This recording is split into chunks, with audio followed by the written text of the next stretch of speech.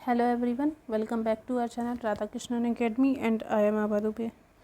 आज मैं आप लोग के लिए ज्योग्राफी इंपॉर्टेंट सीरीज़ पार्ट 7 लेकर आए हैं, जो कि आपकी वायुमंडल से रिलेटेड इंपॉर्टेंट क्वेश्चन है। अगर वीडियो अच्छा लगे तो उसे लाइक शेयर करना बिल्कुल ना भूलें। तो आइए फिर स्टार्ट करते हैं इसका फर्स्ट क्वेश्चन। वायुमंडल में सबसे अधिक कौन सी गैस पाई जाती है? आपको ये बताना है कि वायुमंडल में वैसे तो बहुत सारी गैस पाई जाती हैं, लेकिन सबसे ज़्यादा कौन सी गैस पाई जाती है वो आपको बताना है। तो यहाँ पर सबसे ज़्यादा गैस पाई जाती है वो है नाइट्रोजन गैस, और इसका नाइट्रोजन का जो परसेंट पाया जाता है वायुमंडल में वो है 78%। मीन्स 78% एनवायरनमेंट में आपको गैस देखने को मिलेगी। इसके अलावा ऑक्सीजन मिलती है 21%, आर्गन 0.93% और कार्बन डाइऑक्साइड है 0.03%। और नाइट्रोजन ये रंगहीन, गंधहीन, स्वादहीन और प्रायः एक अक्रिय गैस है, जिसकी खोज वैज्ञानिक डेनियल रदरफोर्ड ने की थी। हैबर विधि से अमोनिया बनाने के लिए नाइट्रोजन गैस का प्रयोग किया जाता है। इसके बाद नेक्स्ट क्वेश्चन है, वायुमंडल का स्थायी तत्व क्या है? तो इसका स्थायी तत्व है जलवाष्प, वाटर वेपर जिसे कहते हैं। ये पानी की एक गैसीय अवस्था होती है और अन्य अवस्थाओं के विपरीत अदृश्य होती है। मतलब ये आपको जलवाष्प जो है वो आपको दिखाई नहीं देती है। पृथ्वी के वायुमंडल में इसकी मात्रा लगातार परिवर्तनशील होती रहती है और द्रव अवस्था में स्थित पानी के से जलवाष्प का निर्माण क्वथन अथवा वाष्पीकरण के द्वारा होता रहता है और संघनन द्वारा जलवाष्प द्रव अवस्था में भी परिवर्तित होती रहती है। बर्फ से इसका निर्माण ऊर्ध्वपातन मतलब होता है सब्लिमेशन प्रक्रिया से होता है। इसके बाद नेक्स्ट क्वेश्चन है, पृथ्वी का वायुमंडल किसके द्वारा गर्म होता है? तो इसका आंसर है विकिरण द्वारा।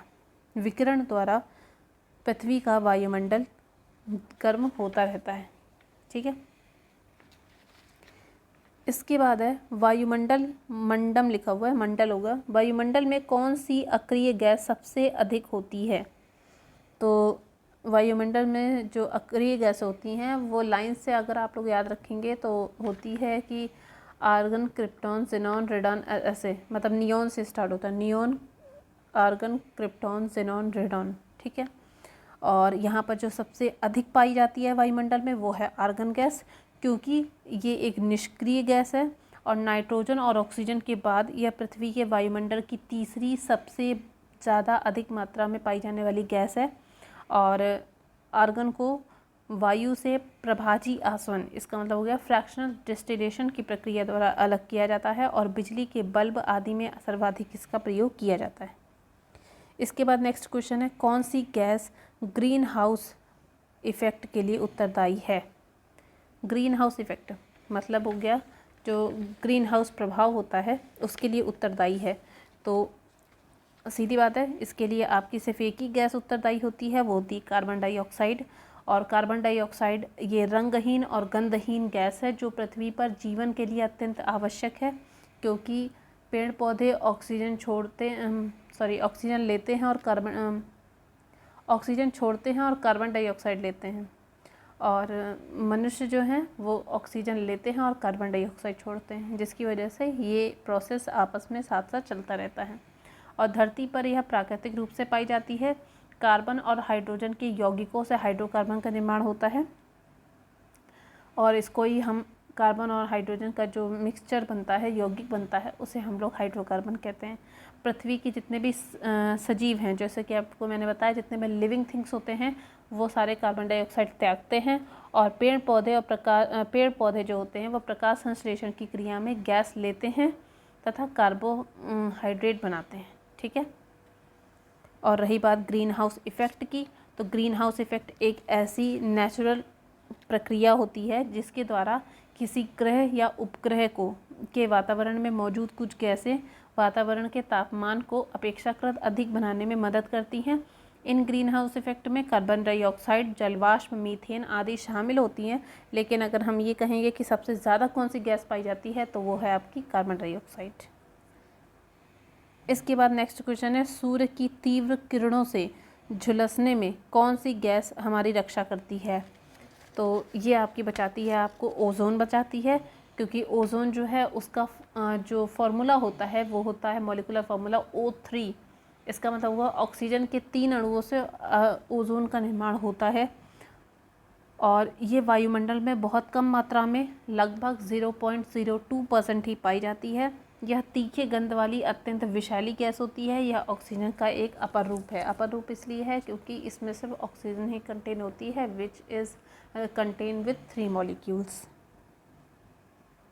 नेक्स्ट क्वेश्चन है, भूपृष्ठ से परावर्तित अवरक्त विकिरण के अवशोषण द्वारा भू वायुमंडल में तापमान वृद्धि की क्रिया को क्या कहते हैं? तो इसका आंसर है ग्रीन हाउस इफेक्ट। जैसा कि मैंने आप लोग को अभी बताया है कि ग्रीन हाउस इफेक्ट उसे कहते हैं जो कि हमारे विकिरण के अवशोषण की में जो तापमान होता है उसकी वृद्धि को बढ़ा देता है। ठीक है, मैंने आप लोग को बताया ही था कि जो ग्रीन हाउस इफेक्ट है वो किसी भी ग्रह या उपग्रह के वातावरण में मौजूद कुछ गैसें होती हैं जो कि वातावरण के तापमान को अपेक्षाकृत अधिक बनाने में मदद करती हैं। और इसमें सबसे ज़्यादा होती है, वैसे तो बहुत सारी गैसें होती हैं, कार्बन डाइऑक्साइड है, जलवाष्प है, मीथेन है, लेकिन सबसे ज़्यादा carbon dioxide green house effect को प्रभावित करती है। नेक्स्ट क्वेश्चन है, वायुमंडल में नाइट्रोजन की कितनी मात्रा पाई जाती है? अभी मैंने आपको बताया था कि सबसे ज़्यादा मात्रा नाइट्रोजन की पाई जाती है और ये भी बताया था कि कितनी पाई जाती है। तो नाइट्रोजन की पाई जाती है 78% और उसके अलावा इसमें ऑक्सीजन पाई जाती है, आर्गन है, कार्बन डाइऑक्साइड है। तो ऑक्सीजन है 21%, आर्गन 0.93% और कार्बन डाइऑक्साइड है 0.03%। क्षोभमंडल की धरातल से औसत ऊंचाई कितनी है? तो क्षोभमंडल की धरातल से ऊंचाई है 14 किलोमीटर। ये मंडल जो है वो जैव मंडलीय पारिस्थितिकी तंत्र के लिए सर्वाधिक महत्वपूर्ण होता है। मौसम संबंधी सारे जितने भी परिवर्तन होते हैं वो सारे इसी मंडल में होते हैं, जिसकी वजह से इसको हम लोग परिवर्तन मंडल कहते हैं। ठीक है, जलवाष्प धूल कणों का अधिकांश भाग इसी में आपको देखने को मिलता है। इसके बाद नेक्स्ट क्वेश्चन है, किस मंडल को संवहन मंडल भी कहा जाता है? तो इसका आंसर भी क्षोभमंडल है। इसी को हम लोग संवहन मंडल भी कहते हैं। संवहन मंडल कह लीजिए या परिवर्तन मंडल कह लीजिए, सभी क्षोभमंडल का ही अपर रूप है। उसके बाद नेक्स्ट क्वेश्चन है, पृथ्वी के वायुमंडल का सबसे अधिक घनत्व कहाँ होता है? तो सबसे ज़्यादा पृथ्वी का जो घनत्व है वो आपको क्षोभमंडल में ही देखने को मिलेगा।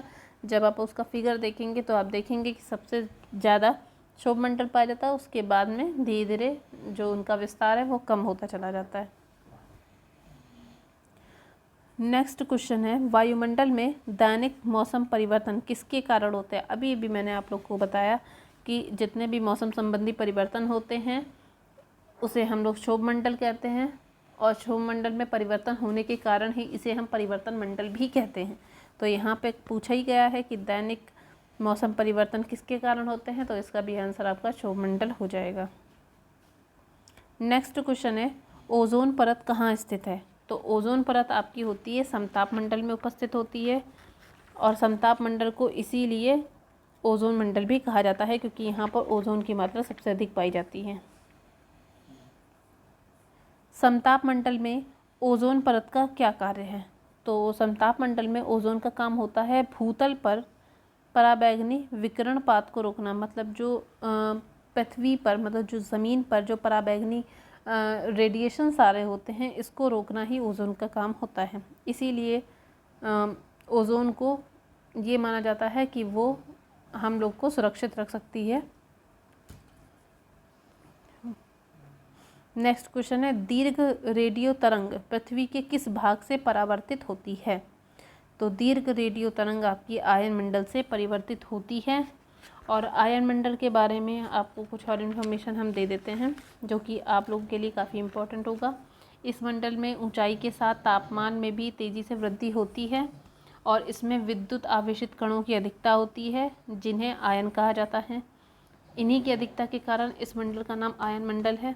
ये कण रेडियो तरंगों के भूपृष्ठ पर परावर्तित करते हैं और बेतार संचार को संभव बनाते हैं। नेक्स्ट क्वेश्चन है, वायुमंडल में कौन सा रसायन ओजोन स्तर के अवक्षय का कारण है? अवक्षय का कारण है, तो इसका आंसर है क्लोरोफ्लोरोकार्बन, जिसे हम लोग CCl4 कहते हैं। और सॉरी क्लोरोफ्लोरोकार्बन CFC कहते हैं, ठीक है। ये कार्बनिक गैस है, कार्बनिक यौगिक है, जिसमें आपको क्लोरीन, कार्बन, हाइड्रोजन, फ्लोरीन परमाणुओं से मिलकर ही बना होता है और इसका इस्तेमाल रेफ्रिजरेंट, प्रणोदक और विलायक के तौर पर व्यापक रूप से होता है। CFC के द्वारा ओजोन परत का नुकसान होता है, इसलिए वर्तमान में इसकी जगह पर हम लोग क्लोरोफ्लोरोकार्बन की जगह पे फ्लोरोकार्बन का यूज़ हम लोग करते हैं, ठीक है। हाइड्रोक्लोरोफ्लोरो का यूज़ करने लग गए हैं क्लोरोफ्लोरोकार्बन की जगह पे। अगर कोई आपसे पूछेगा CFC की जगह पे आप लोग किसका यूज़ करने लग गए हैं, तो आपका आंसर हो जाएगा CFC की जगह हम लोग HFC का यूज़ करने लग गए हैं। नेक्स्ट क्वेश्चन है आपका, वायुमंडल के किस भाग में जलवाष्प की कुल मात्रा का 90% विद्यमान रहता है। तो वो सीधी बात है, जिसका जो क्षेत्र है वो ज़्यादा होगा तो उसी में जलवाष्प की मात्रा ज़्यादा होगी। तो यहाँ पर क्षोभ मंडल है जिसका विस्तार सबसे ज़्यादा पाया जाता है। इसके बाद नेक्स्ट क्वेश्चन है, वायुमंडल का कौन सा भाग रसायन मंडल का एक भाग है। तो इसका आंसर हो जाएगा ओजोन मंडल जो है वो ही रसायन मंडल का एक भाग है। नेक्स्ट क्वेश्चन है, हवाई जहाज उड़ने के लिए कौन से वायुमंडल उपयुक्त हैं। तो और इसका आंसर है समताप मंडल। समताप मंडल का विस्तार 8 या 18 किलोमीटर से 50 किलोमीटर तक होता है। इसमें ओजोन परत पाए जाने के कारण इसे हम ओजोन मंडल भी कहते हैं। ये मंडल बादल तथा मौसम संबंधी घटनाओं से मुक्त रहता है। इस मंडल के निचले भाग में जेट वायुयान के उड़ान भरने के लिए आदर्श दशाएं होती हैं। इसके बाद नेक्स्ट क्वेश्चन है, वायुमंडल की निचली परत क्या कहलाती है। तो मैंने आपको बताया था कि सबसे ज़्यादा निचली परत सिर्फ एक ही है, वो है क्षोभ मंडल, क्योंकि उसका विस्तार भी वहीं से स्टार्ट होता है। तो ये हो गई आपकी इम्पॉर्टेंट क्वेश्चन जो कि वायुमंडल से रिलेटेड है। इससे ज़्यादा इम्पॉर्टेंट क्वेश्चन वायुमंडल से रिलेटेड नहीं आते हैं, यही है इम्पॉर्टेंट क्वेश्चन। अगर मुझे इससे ज़्यादा अलग आपके लिए कुछ इम्पॉर्टेंट क्वेश्चन मिलेंगे तो वो भी हम आपके सामने लेकर आएंगे। और अभी तक तो खैर इतने ही इम्पॉर्टेंट थे तो मैंने आप लोग को बता दिए। अगर आपको ये वीडियो अच्छा लगा हो तो उसे लाइक शेयर करना बिल्कुल ना भूलें। साथ ही चैनल को सब्सक्राइब कर दीजिएगा और बेल आइकन को प्रेस कर दीजिएगा ताकि भविष्य में आने वाले सारे नोटिफिकेशन आपको सबसे पहले देखने को मिले। मिलते हैं आपको एक नए वीडियो के साथ, तब तक के लिए बाय बाय, टेक केयर।